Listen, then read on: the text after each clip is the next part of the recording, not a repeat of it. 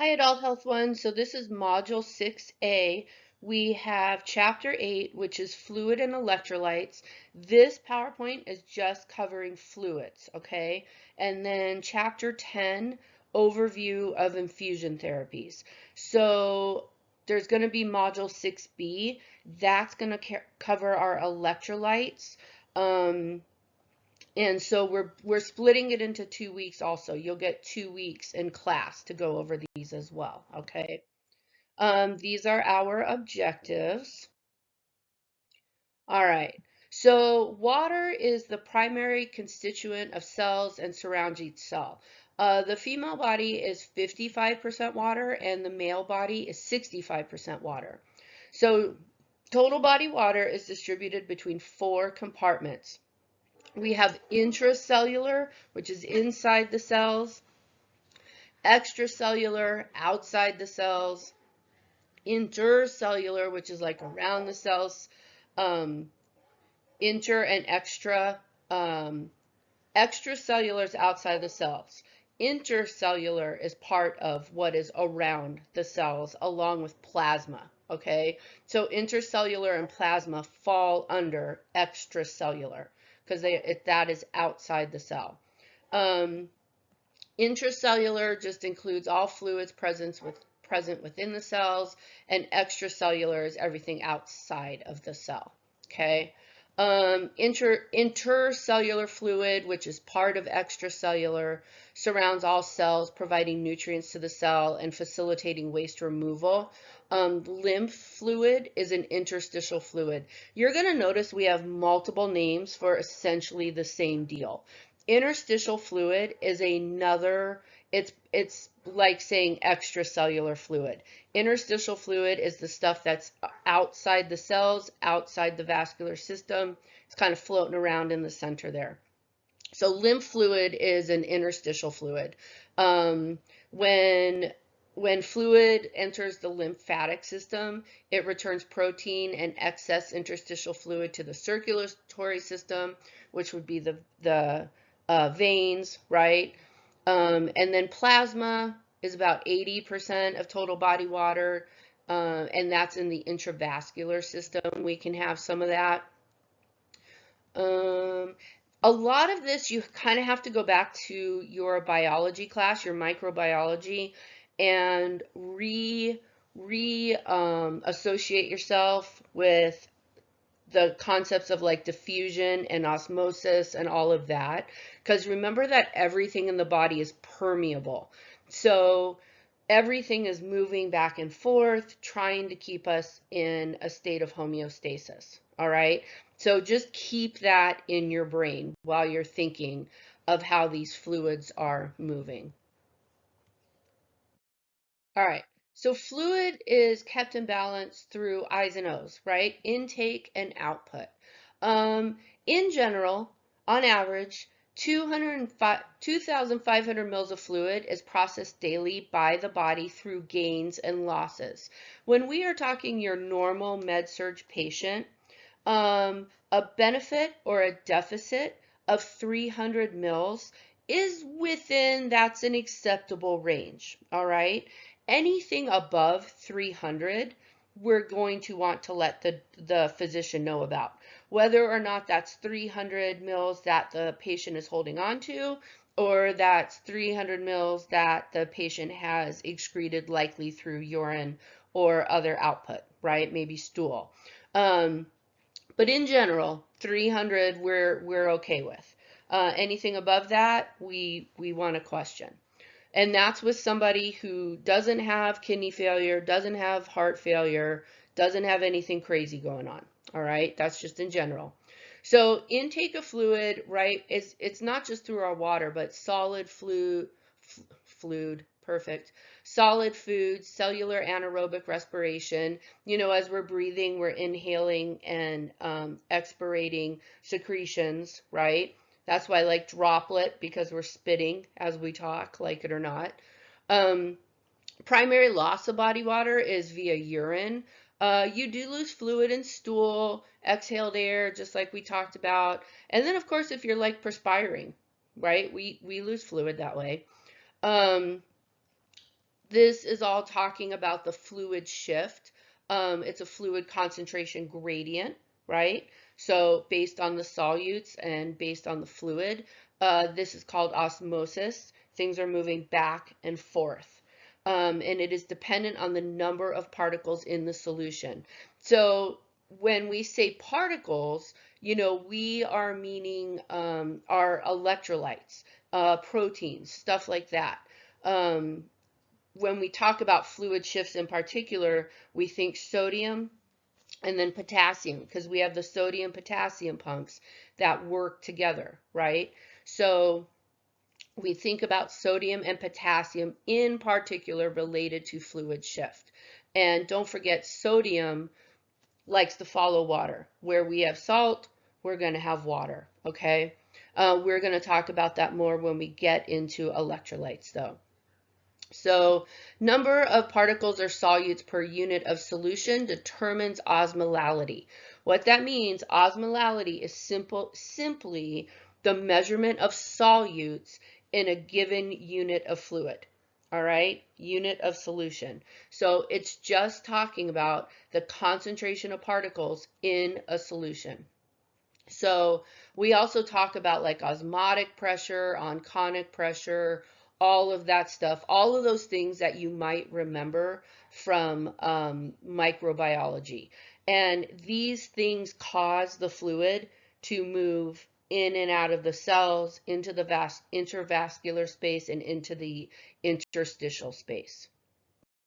This is just a little diagram from your book. It talks about diffusion, things moving from lower concentration to high concentration and all of that. So just take a look at that if it's not. This is a slide. This is also out of the book. This is just osmosis versus diffusion. So again, take a look at this. If you don't remember what diffusion is, just one moves from higher concentration to lower concentration, diffusion. I always think about that like a diffuser. We have this little jar of oil and we heat it or whatever, and it diffuses out into our atmosphere. Okay. Osmosis, smaller concentration of particles to larger concentration of particles. So we care about this because, like I said, this is how fluid and particles are moving in the body. All right. So this slide talks about the kidneys and the renin-angiotensin-aldosterone system, which is the kidneys, all the chemicals that are produced that help maintain blood pressure and intravascular fluid status. So this is one of those cascade things where it releases this and it causes that, and then this is released and it causes this, all right?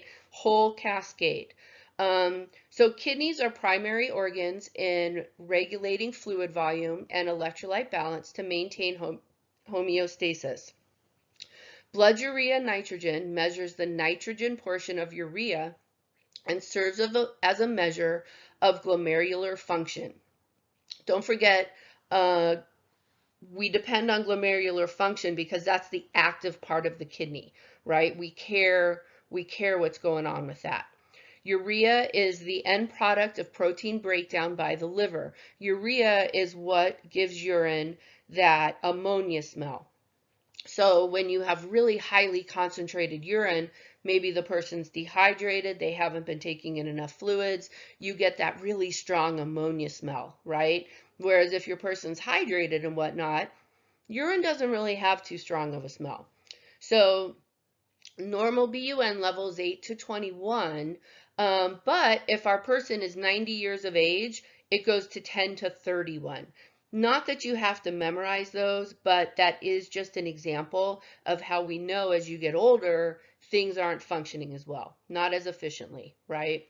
So BUN level varies with fluids and intakes and urine output, which reflects fluid status and renal function. Increase in BUN due to decreased perfusion of the kidneys are seen in impaired renal function secondary to sepsis, shock, stress, and CHF. So lots of things can affect how the kidneys are reacting to fluid. and that controls the intake and output of fluid in our body. Um, think about if you've worked with a CHF person yet, edema is very common. It's because the fluid is not passing through the body the way that it should. In sepsis, shock states, and heart failure, blood is shunted away from the kidneys to maintain perfusion to the heart and brain. Decrease in BUN can be seen in syndrome of inappropriate antidiuretic hormone. This is called SIADH. Okay, a little bit above our pay grade at this point, but that's okay. We can also see decrease in BUN in liver failure and malnutrition. And remember, our BUN byproduct of liver failure or of the liver. So it makes sense that we're going to have a decrease in BUN if our liver is not functioning correctly. In patients with SIADH, retention of water occurs, diluting the circulating blood volume, thus decreasing BUN. In liver failure and malnutrition, there is a decrease in protein metabolism, resulting in more fluids floating around in the body, right? Also, when we talk about BUN, by the way, I always thought that if you pronounce BUN as bun, like you would be shunned. But I had a student who worked for a nephrologist, and not that I've ever heard a nephrologist call it bun, but she said her nephrologist calls it all the time, calls it bun all the time. So maybe you say bun, maybe you choose to go with BUN. It's a personal choice. All right, we're moving on to creatinine. So creatinine is the byproduct of muscle creatine phosphate metabolism. Creatinine production is constant as long as muscle mass remains constant and serves as a better indicator of kidney function than BUN. Creatinine values range from 0.5 to 1.2 depending on the muscle mass of the individual. BUN and creatinine live in a ratio to each other, okay? So it's BUN to creatinine, and it's 10 to 1 to 20 to 1. So what matters about this is when our BUN or creatinine are off, we still look to see, is that ratio present? Are they still within that 10 to 1 to 20 to 1 ratio of each other? Because if one is off and the other isn't, that also clues us into what is going on with our person. Okay, so most important thing with BUN to creatinine is checking if that ratio is still present or not. All right, we start with that. Specific gravity is a measure of dissolved chemicals in urine and reflects the abilities of the kidneys to concentrate urine and is affected by the number and size of particles / minerals and salts in urine. Hydration status, urine volume, and the number of particles affect the normal range of specific gravity. So normal range for specific gravity is 1.005 to 1.030. Again, not values you have to memorize, just so you get a little FYI with that. So high values of specific gravity indicate concentrated urine. All right, so we have more solutes in the urine and can be seen in patients with decreased renal perfusion or dehydration or in patients with SIADH. Lower values of specific gravity indicate diluted urine and are seen with diuretic use, diabetes insipidus, and increased fluid intake. So think about that. We're talking about the number of solutes in the urine. So the more we drink and the more we're hydrated, the more diffuse those solutes are spread out in our urine, right? Less concentrated. So role of the endocrine system. So this is the RAS. Control of fluid and electrolyte balances is maintained by the renin-angiotensin-aldosterone system, ADH, and natriuretic peptides. All right. So the three of those really work together to balance the fluids. The renin-angiotensin-aldosterone system also assists in maintaining blood pressure and intravascular fluid status. In response to a decrease in blood pressure or blood flow, renin is released from the juxtaglomerular cells of the kidneys and works on angiotensin, which comes from the liver, converting it to angiotensin 1. Angiotensin 1 is then converted to angiotensin 2 in the lungs by angiotensin converting enzymes.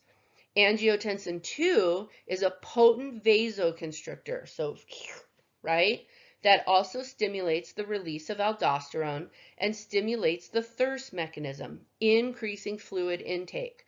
Aldosterone release is also stimulated by an increase in urine sodium. If I have an increase in urine sodium, it means I don't have enough fluid, or a decrease in extracellular sodium, and is secreted by the adrenal cortex. Aldosterone promotes the retention of sodium and water in the distal nephrons of the kidney, restoring blood volume. All right, that's a whole bunch of things. That is a cascade, right? Starts in the brain, goes to the lungs, travels to the kidney. It's a whole cascade of the body saying, hey, something's up with the fluid balance. We need to fix it. All right, that's all that is. We are going to talk about, in particular, aldosterone related to diuretics, because some diuretics work on blocking aldosterone. Other medications are going to work on blocking other parts of the RAS, because that if we block it, it affects how the body holds on to water, our fluids. So that's why this matters, okay? Antidiuretic hormone, so that is synthesized in the hypothalamus and released from the posterior pituitary gland and is released in response to changes in blood osmolality. Remember, osmolality is the concentrations of solutes in the blood, okay? So the hypothalamus basically senses blood plasma concentration, and if something's off, it's going to release ADH to balance out that osmolality. And then we have antidiuretic hormone, which directly influences water reabsorption in the distal tubules and collecting ducts in the kidneys. So then the reabsorbed water is returned to the vascular system, reducing serum osmolality and increasing circulating volume. So all this is doing is sensing we have too many solutes, right? Our diffusion level is off, our concentration is off. So it causes the body to go, hey, I need to pull in more fluid to cause this concentration to be more homeostatic, less solutes, more fluid. So it causes this cascade, all right? Natriuretic peptide hormones, so those are released from specialized cells within the walls of the atrium, okay, and the ventricles in response to increased blood volume and blood pressure. So in response to increased circulating blood volume, as seen in heart failure or a normal response to fluid volume excess, the walls of the atrial and ventricles stretch beyond their normal size. So I have too much fluid, so my heart is being stretched. The stretching of the atrial and ventricle walls stimulates the release of ANP and BNP to return the circulating blood volume to normal. So that ANP and BNP, the heart processing all the fluid in the body, right? It's our pump. So all this fluid is going through the body. If the concentration of the fluid is normal, heart's happy, no big deal. If the concentration of the fluid has too many particles, or if we have high blood pressure, we have too much fluid, the heart starts to stretch. When the heart stretches, this stimulates the release of ANP and BNP and causes that fluid to be back absorbed, getting our intravascular fluid volume back to normal so that it's not stressing the heart. Okay, that's pretty freaking amazing. So ANP and BNP cause the reabsorption of sodium and water by the kidneys and the increase in glomerular filtration rate, resulting in increased urine output. Um, so that urine output is going to be high in sodium because we're getting rid of these particles that are causing us to hold onto extra fluid. We're flushing them out. All right. Role of the respiratory system. So fluid loss occurs from lungs through vaporization, which occurs as a result of inspired air being warmed and humidified by the body. Insensible fluid loss is it's not really controllable, right? Um, this may be, let's see, um, trauma, burns, fever, thyroid crisis. So lots of things related to impaired skin integrity there, trauma and burns. Fever, increased perspiration with fever, hypermetabolism related to the thyroid crisis. We may also have insensible loss of water via the GI tract in like severe diarrhea or ulcerative colitis. So anytime you have a bunch of diarrhea going on, remember we are excreting a bunch of fluids that we normally wouldn't excrete. All right, this is a figure from your book that just shows the whole RAS thing and how everything moves in that whole cascade. So take a look at this, okay? This is talking about indicators of fluid status. So the fluid status of patients is evaluated through a review of body weight, serum osmolality, BUN, creatinine, and urine-specific gravity. Physical assessment findings also contribute to the evaluation of fluid status. Measurement of body weight and comparison to the patient's normal weight provides information regarding fluid loss or retention. Additional physical assessment of findings may include dry oral mucosa, poor skin turgor with fluid volume deficits, or edema and weight gain with fluid volume excess. When we are taking care of a patient related to, in particular, hypervolemia, the greatest indicator of fluid status, greatest non-invasive indicator of fluid status is for sure weight. All right. Because our person with hypervolemia, we're going to be using diuretics, we're going to be maybe limiting their intake, reducing their salt, that sort of stuff. So weight is by far the greatest way to see how how the body has released that fluid. And of course, I's and O's are a close second, especially when we're talking hypervolemia. Okay, so just keep that in mind. Body weight, best non-invasive measure of fluid status.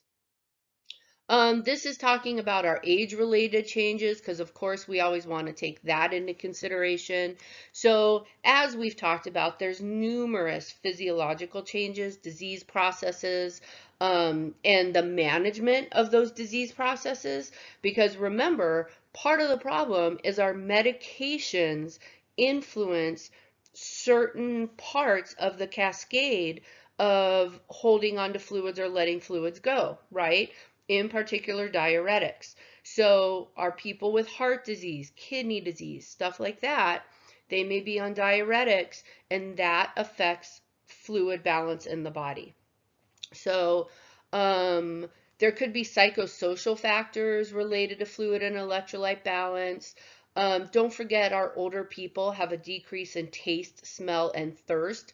That thirst drive really just starts to shut down and forgets to remind you that you're thirsty, right? So obviously this can affect fluid and electrolyte balance.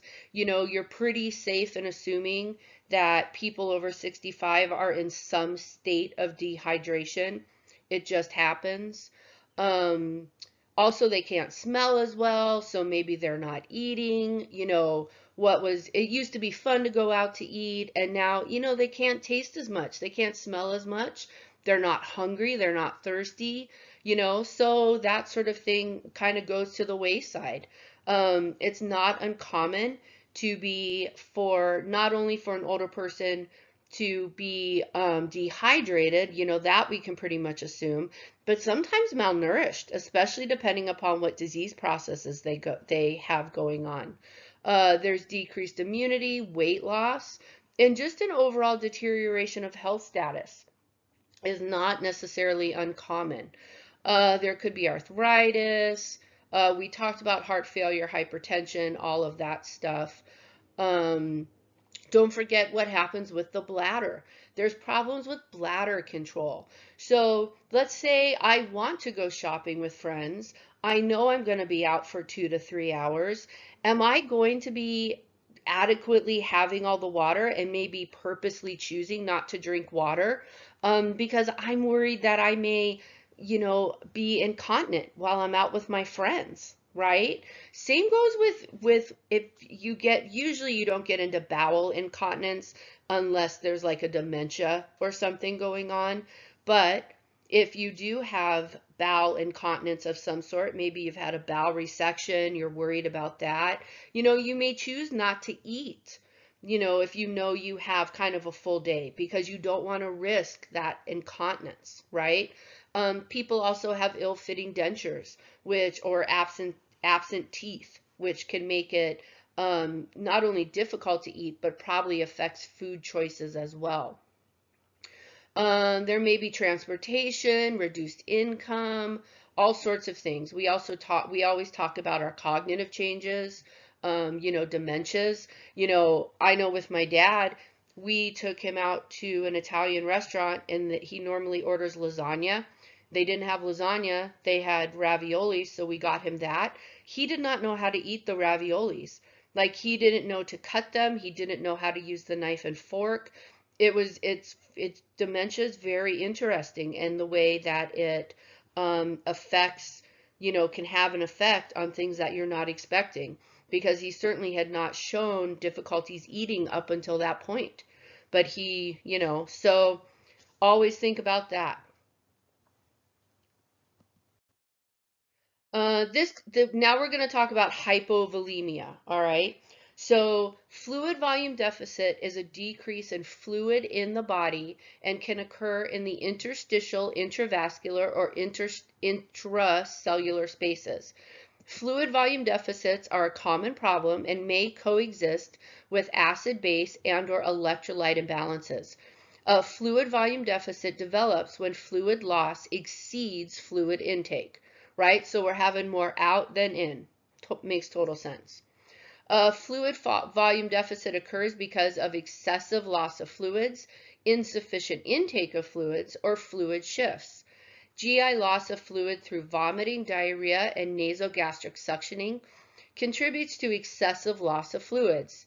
Increased perspiration during strenuous exercise and/or extreme heat without adequate fluid replacement can contribute to a fluid volume deficit. Think of it being summer here, right? And people go and hike Camelback and then have to be rescued because they're woozy, right? They completely underestimated the fluid loss.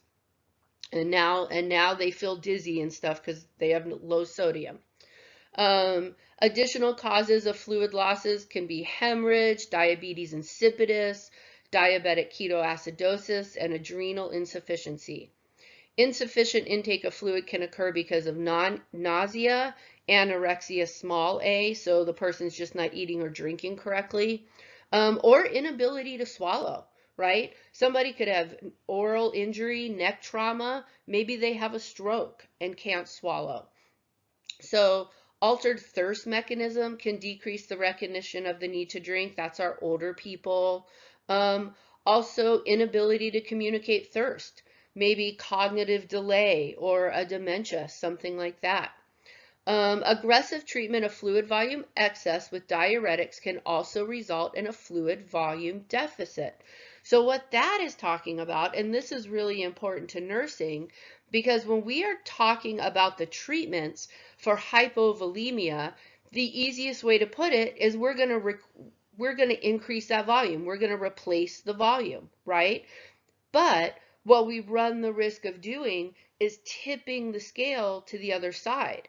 So we had a hypovolemic state, we treated it, but now maybe we've put our person in a hypervolemic state.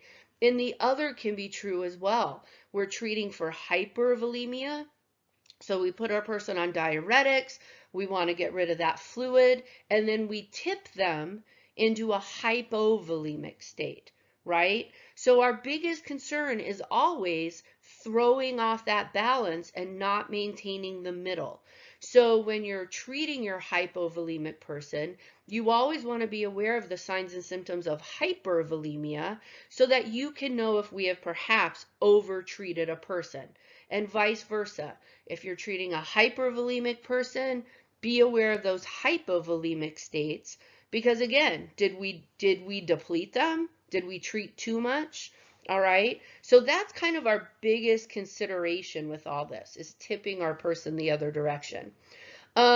We can use, there are lab values related to hypovolemia and fluid volume status. So electrolytes, specifically sodium and potassium, hemoglobin, hematocrit, serum osmolality, BUN in relation to creatinine, urine specific gravity, and urine osmolality.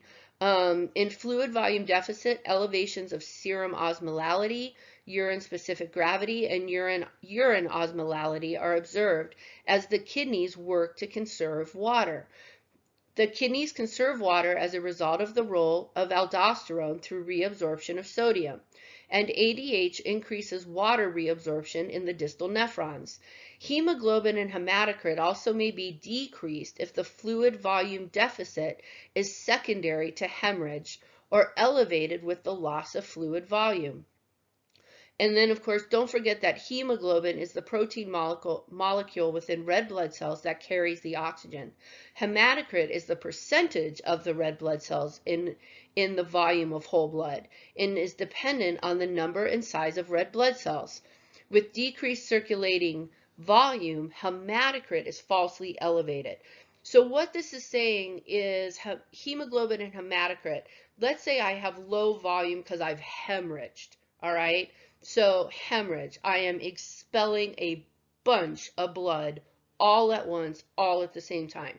So my hematocrit's going to be down because I've just expelled all this blood, and I have a hypovolemic state because my body is hemorrhaging all this blood, right? Now, the thing is though, if you're hypovolemic not related to distinctly or definitively bleeding, right? It's just a volume deficit. What happens is you can end up with falsely elevated solutes, okay? So solutes are our particles, whatever's in the blood, all right? The pieces and parts that are in the blood. What happens is it's a concentration problem. I have less fluid, but I have the same number of particles, all right? So because I have less fluid, it may seem like I have more particles, but the fact is I have the same number of particles, they're just concentrated in less fluid, so it seems like more. So we call that falsely elevated. We will talk about this in class because it's a little bit easier to see with a picture. This slide just talks about third spacing. Third spacing just means that my fluid has moved into the interstitial space. In this picture, interstitial space is the light blue. So it's not in a vascular space and it's not inside of a cell. All right. Signs and symptoms and medical management, also complications related to fluid volume deficit. So if the deficit is severe, we can see big clinical manifestations. We're going to see weight loss, loss of skin turgor, concentrated urine output, oliguria, which is low urine output, thirst, dry mucous membranes, all of that stuff. Severe and rapid fluid losses may be seen related to hemorrhage, burns, extensive losses from GI. Additional clinical manifestations can be observed with significant fluid loss. Like our person will have like a weak, rapid peripheral pulse. I don't have enough fluid to maintain my blood pressure. So that heart's going to be working extra hard with the little amount of fluid it has to keep that all pumping around, right? Keep all the organs happy. My neck veins are going to be flattened. I'm going to have hypotension. I don't have enough fluid to keep the vascular system nice and plump and happy. Now I'm going to have anxiety and restlessness because this doesn't feel so great, right? It doesn't feel good. And we expect the skin to be cool, clammy, and pale. Medical management going to be related to why I lost the fluid. If it's a hemorrhage, I need to stop the bleeding, right? If it's fluid loss, I hiked Camelback at 2 p.m. in the middle of July, right? I have perspired all of my fluid out. I am just left with some salt and it's a mess, all right? So at that point, we would replace fluids. Ideally, we want to be able to replace fluids just orally. It's just it's most efficient. But if our fluid deficit is severe, obviously we're going to need to go to IV replacement. Usually when we are talking a hypovolemic state, we replace with isotonic solutions. So this is going to be our NaCl, normal saline, or our lactated ringers. All right, isotonic. They are the same tonicity as the body, same concentration of fluid to solutes. So the thing with isotonics is they stay where I put them. So if I put an isotonic solution into the vascular system, it's going to stay in the vascular system. It's going to pump those veins back up. It's going to make the heart happy. Hopefully my respirations and pulse can return to normal. My blood pressure will hopefully get back to normal. It's going to elevate and get back to normal because isotonics, normal saline and lactated ringers are going to stay where I put them. Normal saline, salt water, right? Salt water. Lactated ringers has a whole bunch of electrolytes and stuff. It has bicarb. It has, the only thing it doesn't have in it really is dextrose. All right. There's no dextrose, which is just sugar, in lactated ringers. All right. So if I'm worried about having to replace electrolytes for my person, I may go with lactated ringers over normal saline because normal saline is just replacing my salt. Okay, so keep that in mind. Isotonics for hypovolume. Once hypotension has been corrected, IV solutions and the infusion rate are adjusted to correct electrolyte disturbances and correct deficits in total body water. IV solutions of D5 half, which is 0.45, or NaCl or 0.45 NaCl, so half NaCl, can replace deficits in total body water and are used as maintenance fluids. So once our problem has been corrected, then I don't want to keep you on something that's going to continue to increase your vascular volume. So I'm going to use something that's a little like the 0.45 NaCl, that's half, right? Normal saline is 0.9, so 0.45 is half. So I'm doing that because where sodium is, my water wants to be. So I don't want to keep giving you all that sodium because now I'm going to tip you to the other side, right? So then we switch over to maintenance fluids. Maintenance fluids are exactly that. I'm trying to maintain the fluid balance I've achieved. So complications of fluid volume deficit occur with losses of large amounts of fluid volume. Hypovolemic shock is a thing. You're going to see hypotension, tachycardia, and signs of organ hypoperfusion. So the organs are not getting the fluid they need. Skin cool, clammy, oliguria to anuria. So no urine output. And we can even go to decreased level of consciousness and tachypnea. Nursing management. So assessment of these patients. We're going to get a health history if we can. We're going to do a physical assessment. We're going to look at our diagnostics. We're going to look at all of that stuff. We are going to make sure our person is receiving the correct treatment. We're going to monitor that we're not tipping them to the other side. Afterwards, our teaching is going to be involving, do not get yourself to a hypervolemic state. If it's something they could have prevented, like hiking Camelback at 2 p.m. in July, don't do that, right? It's bad for you. Now, if it's a hemorrhage situation related to an MVA, obviously that education is not necessarily appropriate, but you can always teach people about signs and symptoms of hypervolemia, right? This slide is our safety alert. It talks about patients with significant fluid volume deficits. They are at risk for orthostatic and postural hypotension. So they're a fall risk. We want to make sure that we are helping them position, slow going from sitting to standing. This is not our person who we want to walk to the bathroom by themselves, right? We're worried about them falling related to decreased blood pressure. Hypervolemia, so fluid volume excess. So this occurs as a result of increased water and sodium retention. An increase in sodium always results in an increase in water retention to maintain equilibrium, right? We want to stay in correct concentration. Presence of excess fluid can lead to increased intravascular fluid volume and interstitial fluid or edema. This can be caused by conditions that result in retention of sodium water, like cirrhosis, heart failure, stress conditions that cause a release of ADH and aldosterone. You can have adrenal gland disorders and use of corticosteroids, actually. So patients receiving sodium-containing fluids in excessive amounts are at risk for fluid volume excess. Ingestion of excessive amounts of salt in the diet can be a problem.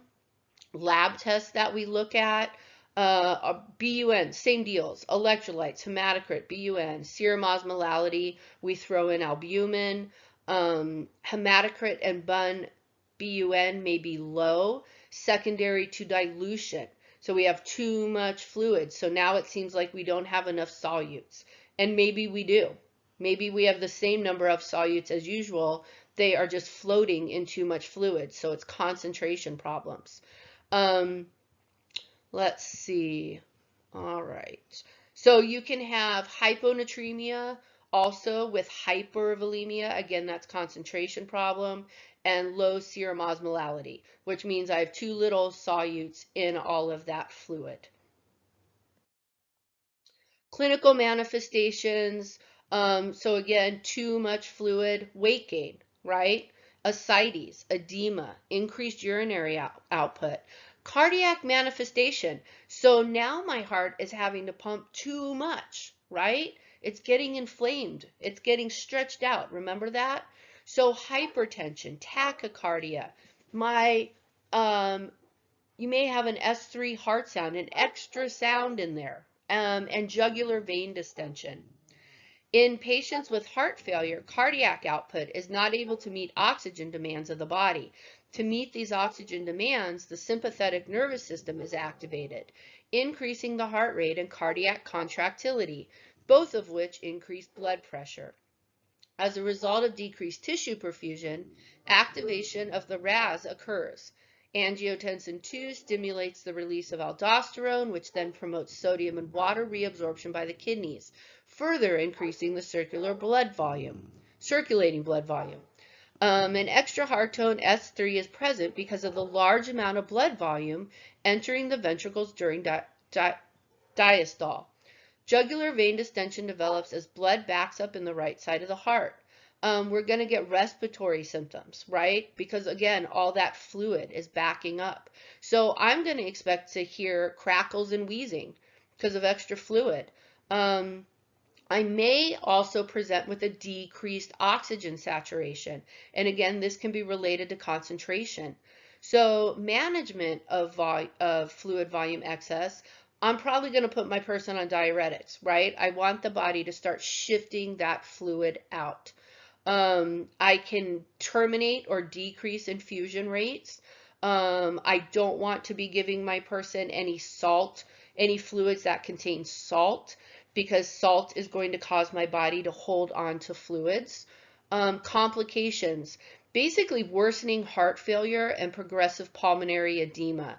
Um, all of that is not good because you're going to overload your system with fluid that the body is going to struggle to get out. And then, of course, anytime we have extra fluid in the respiratory system, we worry about breathing, right? Because the body's having to work through that fluid um, to be able to breathe. So believe it or not, we may give small doses of morphine, like 2 to 3 milligrams. That's really small. Via IV push, because this helps with peripheral venous dilation. So it's opening things up, right? So this is going to reduce preload, which is the amount of blood in the ventricles at the end of diastole, by redistributing blood volume in the periphery. So it opens it up and it gets it back out to the peripheral vascular space. Also, your morphine is going to help reduce anxiety in your person, which is good because they're going to kind of feel like they can't breathe.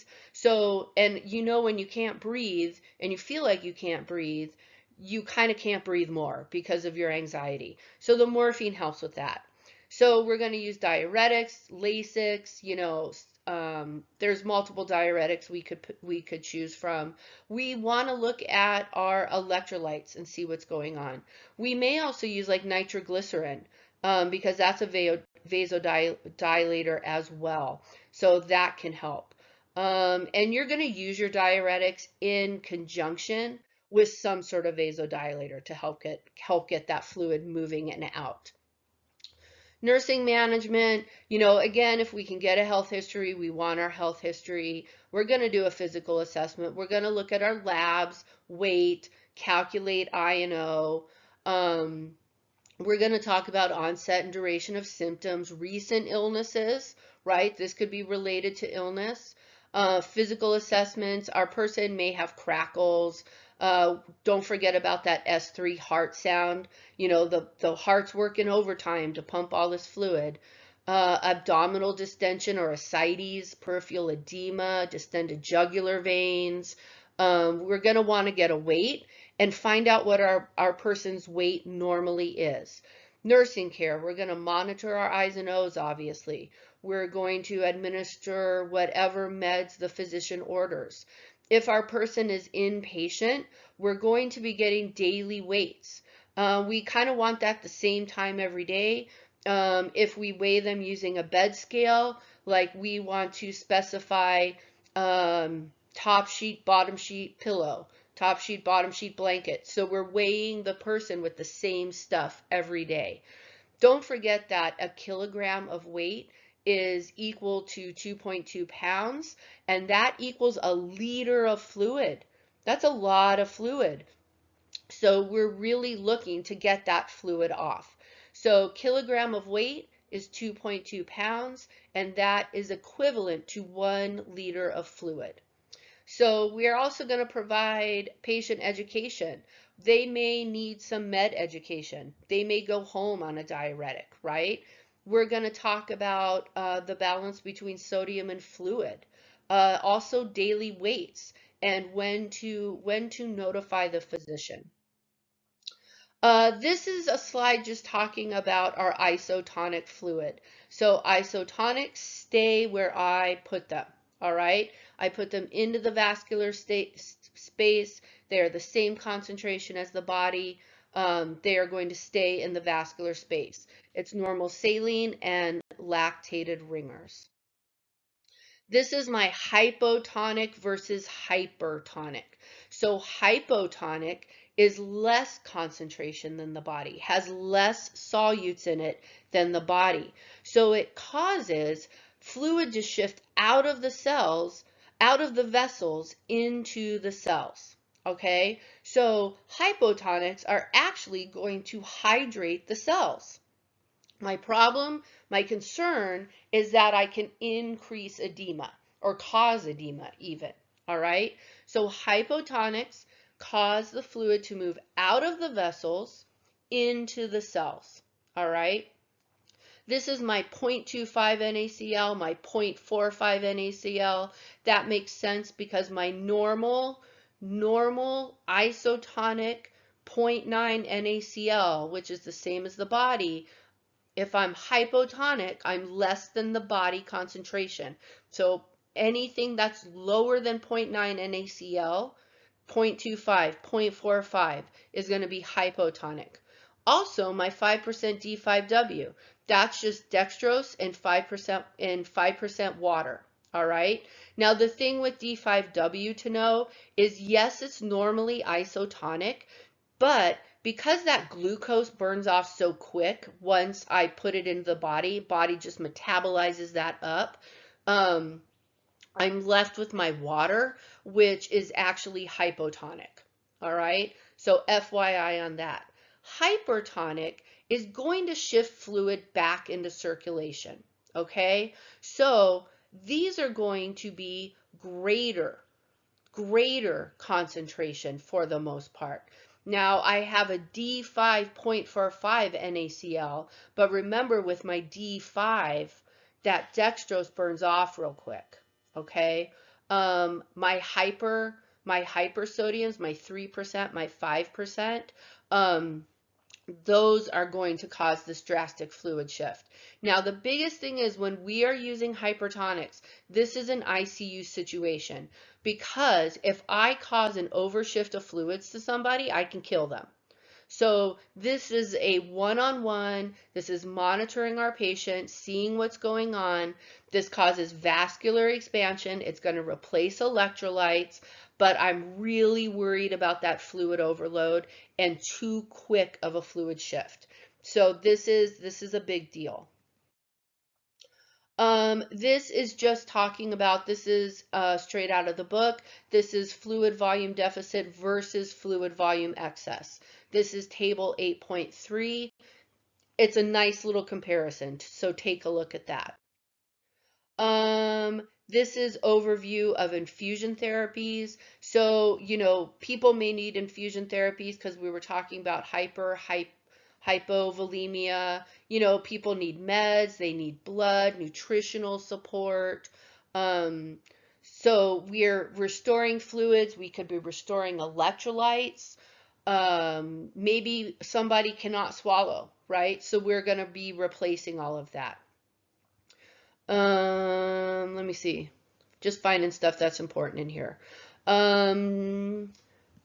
We talked about blood products, right? Blood products include your red blood cells, RBCs, platelets, plasma, albumin, and possibly even clotting factors. So FYI on this one, all right? Colloids are volume expanders. So albumin, dextran, and mannitol, volume expanders. We, in the hospital, would see albumin given, like if our person is on dialysis and their blood pressure starts to tank because they're like pulling off too much fluid potentially. So we would use albumin because it's a volume expander. So it's going to get that blood pressure back. It's going to make the heart happy. It's going to decrease that work of breathing. All right. And then we have our crystalloids. Our crystalloids are what we talk about when we say IV fluids. So crystalloids are electrolytes or dextrose in water. Dextrose is a sugar, it's not an electrolyte. So crystalloids, IV fluids, electrolytes or dextrose in water, colloids, volume expanders. This is our hypotonics versus hypertonics, all right? Osmolality, again, number of particles in a kilogram of fluid. Isotonic stays where I put it. Normal saline, lactated ringers. Hypotonics move out of the intravascular space. Out of intravascular space. All right? That's like my D5W. Hypertonics, it's going to enter the cells. Though that's like my high, my 3% NaCl, 5% NaCl. Here is straight from the book. This is a comparison of your isotonics, hypotonics, hypertonics. Definitely take a look at this. This is slide 25. Um, so this talks about incompatibility considerations. We kind of talked about this when we did IV push meds, right? So this is just saying that most IV solutions, they're slightly acidic, which increases their stability and shelf life, all right?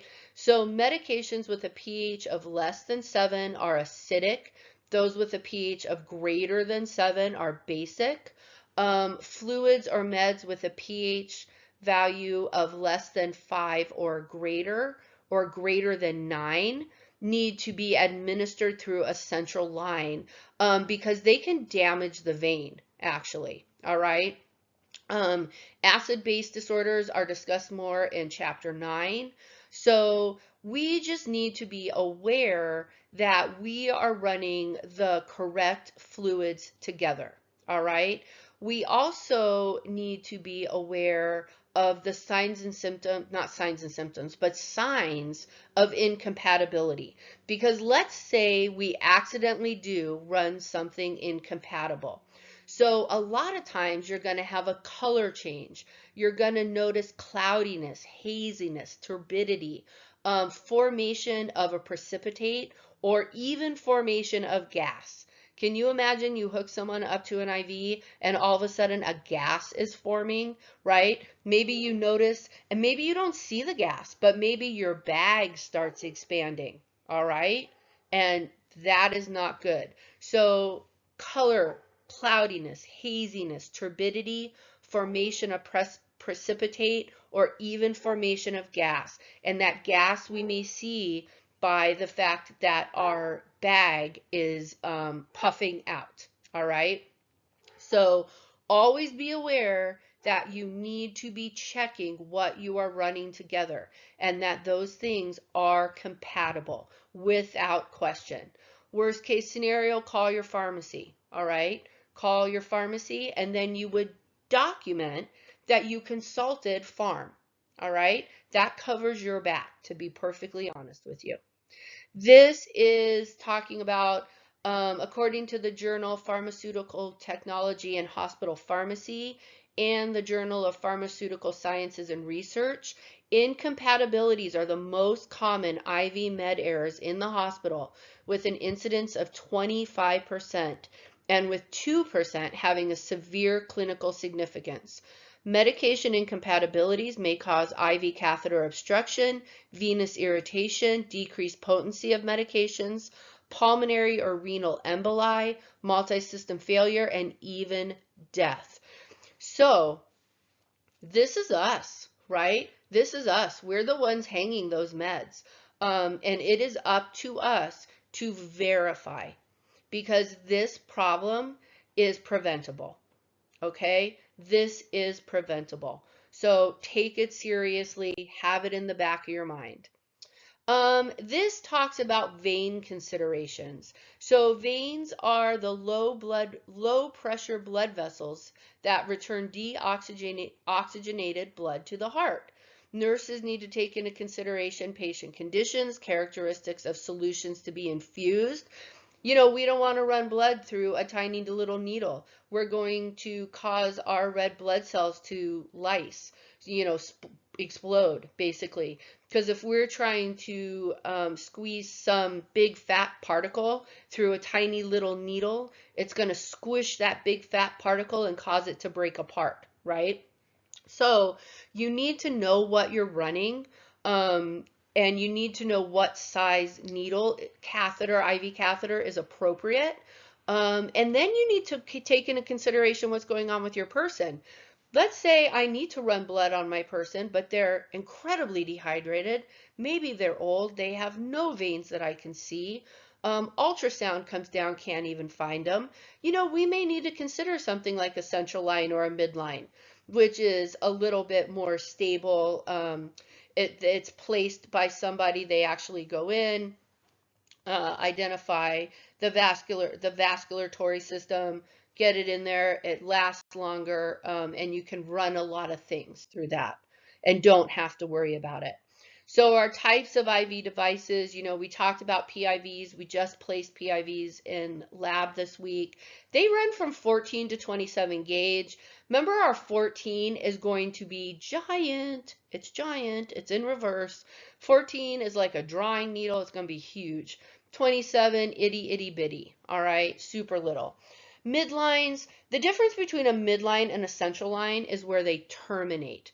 So a midline is going to go in like your basilic, cephalic, or brachial vein. Good for therapies up to 4 weeks.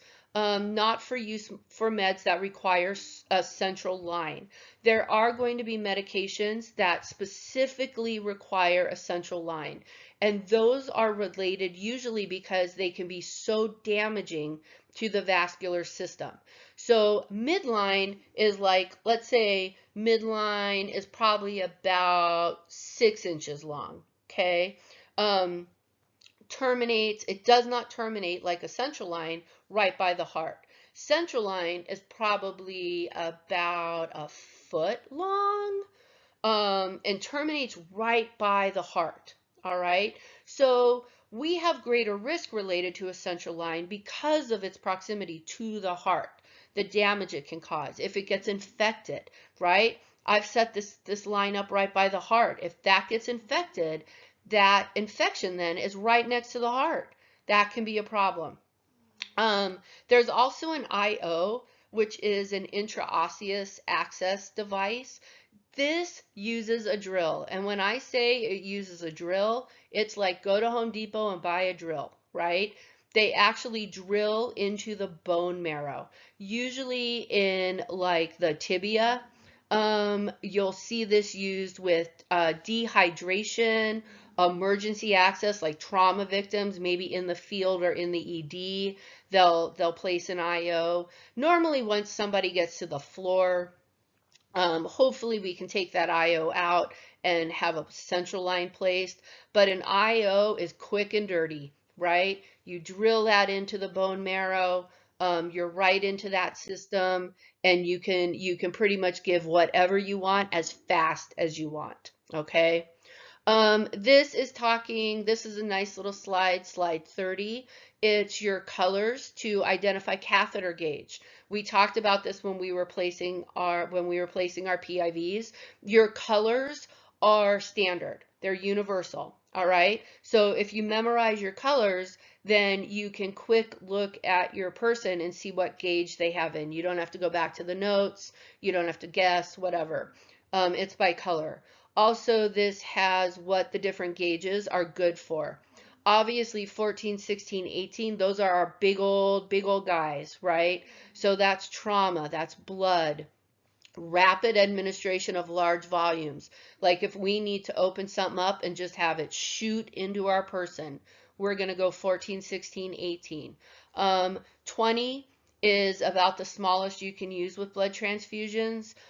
Anything tinier than that is going to squash your red blood cells, which we don't want to do. That would negate the point of giving blood. So 18 or 20 for blood. 22, 20, not bad, just for running our normal stuff. 24, that's pretty tiny. That's for little fragile veins where you really don't have, like, you're stuck. You're like, this is the biggest I can get. So, really 20, 22, that's normal. 18, if you can, if you know you're going to be running blood. Complications, again, we talked about this, phlebitis. Phlebitis is actually inflammation of the vein. This is going to be painful for people. You're going to have erythema along the vein, so you're going to have redness, some swelling, you're going to have pain. There's actually a phlebitis scale that talks about signs, symptoms, and severity. Usually, at least at my hospital, phlebitis was a incident report because and infiltration because we had caused harm to the patient, right? So peripheral sites that show signs of phlebitis, we want to remove that IV right away. You restart it in a different location. The problem with phlebitis is it can cause a thrombus formation, cellulitis, and even sepsis. Um, the antecubital fossil site has been shown to have the lowest phlebitis rates, whereas hand veins, highest risk, right? And those hand veins, like they're tiny. They're, they're tiny. It's not hard to imagine that those veins are going to get more irritated. So the causes of phlebitis are chemical, mechanical, and bacterial.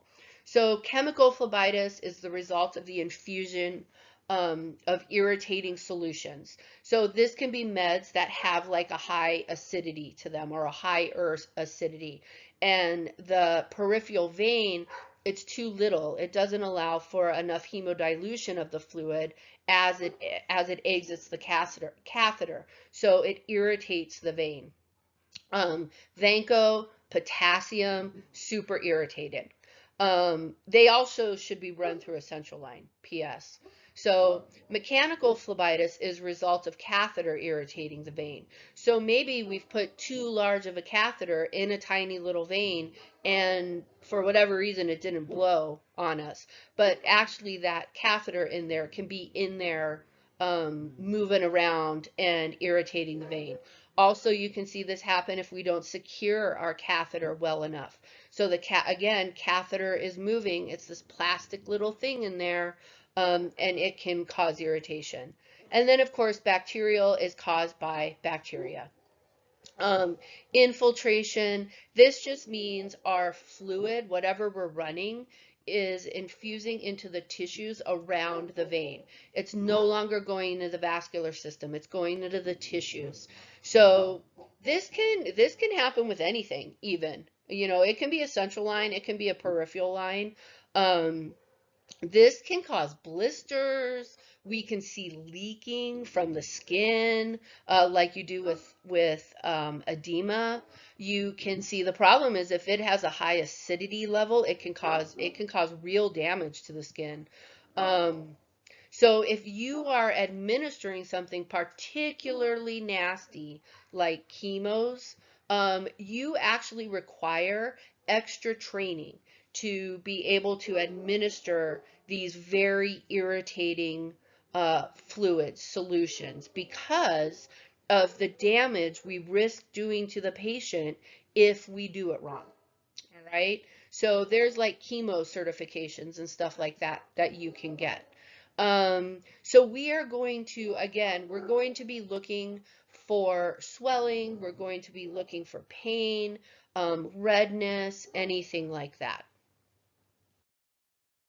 Central line complications, again, keep in mind your central line terminates right next to the heart, all right? So our biggest thing is infection, because when we have a central line and it gets infected, it's going right to that heart. And then as soon as it gets to that heart, you have a sepsis situation on your hands, because that heart's just going to pump that right on through the body. It's going to go systemic on you.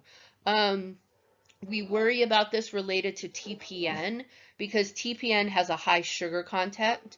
And like we've talked about before, bacteria and yeast love sugar. So we always worry about that. So when your person has a central line, we want to be sure we are keeping that central line dressing clean and dry. We do not want our person picking at that central line dressing. We also want to make sure that we are using Curo caps on our lines, that we are cleaning our hubs and ports with alcohol or chlorhexidine. And we're also changing out our IV tubing. With TPN, you're going to have a hospital policy on when to change out your tubing. You change out that tubing because any plastics, anything plastic with stuff running through it, around it, whatever, is going to accumulate a biofilm, which is just a buildup of bacterias and proteins and things, solutes, right? And that puts our person at greater risk. So make sure you're changing all of that out. Make sure your dressing looks good. Make sure you don't have anybody picking at that. 2019 safety alert, this is slide 33, National Patient Safety Goal. Implement best practices or evidence-based guidelines to prevent central line associated bloodstream infections. For our part, we need to be thinking hand hygiene, right? Whenever we are manipulating this line, we need to think hand hygiene and gloves. Um, Also, when they place a central line, that is a sterile procedure. This is something that gets audited by either your infection prevention person or your quality person on the hospital level. And then when we no longer need a central line, let's say our person was on pressors and actually they're doing pretty good and we can take them off of pressors. We need to get rid of that central line as soon as possible. The longer you have anything in your person, the more risk you are at that biofilm forming and causing an infection. You're also going to want to educate your family. Do not be playing around with that line. Don't touch it with unclean hands. If they go home with it, which is not particularly common, but possible if they have IV therapy, you know, you want to do all of that teaching with your family and patient as well. Maintaining IV access. I can tell you one of the things when you do your morning assessment first thing on your person, check the patency of all their lines. Make sure that you can flush all the things. Your central line often can have multiple ports, up to 3 different ports. You're going to want to flush all 3 of those and make sure that all 3 are working. Mainly because you don't want to be in an emergency situation out of nowhere, think you have a good line, and it turns out it doesn't work. So never take somebody's word that your line is patent. Always flush it. First thing, part of your assessment, check all your tubes and lines, all right? That's going to tell you if it is functioning appropriately, and if not, then I can replace it out, right? Then I know my person has a good line. Let's see. You can, we talk about locking, locking is the installation of a solution into a vascular access device to maintain device patency. So you may hear of like a dialysis port being heparin locked. What they do is they actually will put enough heparin into the line to keep heparin in the line to keep clots from forming, which in theory keeps that line open. Or you may hear it saline locked. I've filled the line with saline. I'm not using the line right now, but I've filled the line with saline so that I don't get air bubbles and stuff in my line, and I'm keeping saline in that line. Heparin locking, not really used as much as it was, because even we don't want to push heparin into people that don't need heparin, right? It's usually not that much heparin. Heparin is a keeps blood clots from happening. So we really, the thinking at this point is you don't want to use heparin on patients who don't need heparin. But saline locking still happens, right? You'll still hear that term, that something has been saline locked. All right. Moving on. So this is a safety alert, slide 35. According to the CDC and the Institute for Safe Medication Practice, to prevent IV catheter bloodstream infections, the reuse of syringes and needles is unsafe. This also applies to pre-filled saline syringes. To remain safe, discard all needles and syringes after one use. Totally makes sense, right? I don't think we need to reiterate that. Now, if your person is going home on something, you may need to do that as patient education if they're going home with something. All right, slide 36 talks about replacing PIVs. So really no clear evidence related to routine placement of peripheral PIVs. When I first started nursing, it was 72 hours. Every 72 hours, you replace the PIV, whether it needs it or not. Now we know there's really no need to do that. If your PIV is functioning, if it's patent, if we don't see any signs or symptoms of phlebitis or infiltration, keep using it. It's good. Change out your tubing, you know, this is going to be based on your hospital policy. If your hospital policy still says you change your PIV out every 3 days, you change your PIV out every 3 days. If you're working on a master's or a doctorate, that would be a great place to do a research project because the information, the research no longer supports regular routine changing out of PIVs. So that might be something for you. But you're just going to want to know your hospital policy. This is types of infusions. So intermittent infusions, those can be given through the injection port on the administration set of the continuous infusion. They can be piggybacked or they can be infused through the injection port of the locked IVAD. Intermittent infusions can be concurrent with a continuous infusion, but we need to be compatible, right? So if I'm having an antibiotic, maybe I'm running continuous normal saline. I need to make sure that that antibiotic can be run with continuous normal saline, right? Bolus infusions, that's just a concentration medication and or solution given over a short period of time. So it's a bolus. Maybe bolus over 15 minutes, right? Loading dose. A loading dose is often a bolus. A lot of times with antibiotics, you may have a loading dose or a bolus. IV push is what we did in lab. And again, with the pushes, you just make sure that you're pushing the correct time frame that the medication says to be pushed at. We're going to talk about transfusion of blood products now. So obviously, transfusing blood, life-saving therapy, right? If we could not replace blood, people would die. But there's a lot of risks required to that, and it is a meticulous adherence to procedures and policies with this. You're always going to want to know what your policies at your facility are. In general, it's going to require, you're going to have 2 nurses sign off on the blood. You're going to stay with your patient for at least the first 15 minutes.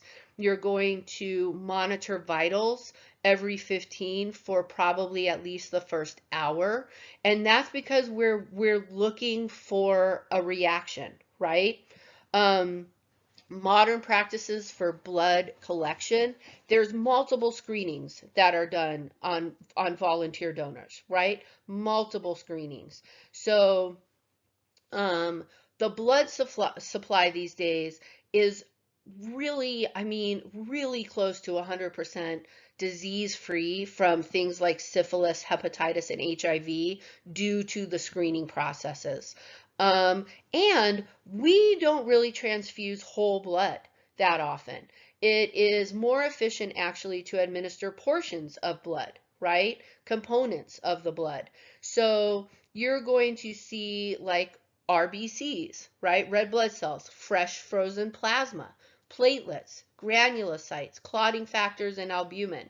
And all of that is parts and pieces of whole blood. But maybe our person likely doesn't need whole blood, just needs parts of the blood.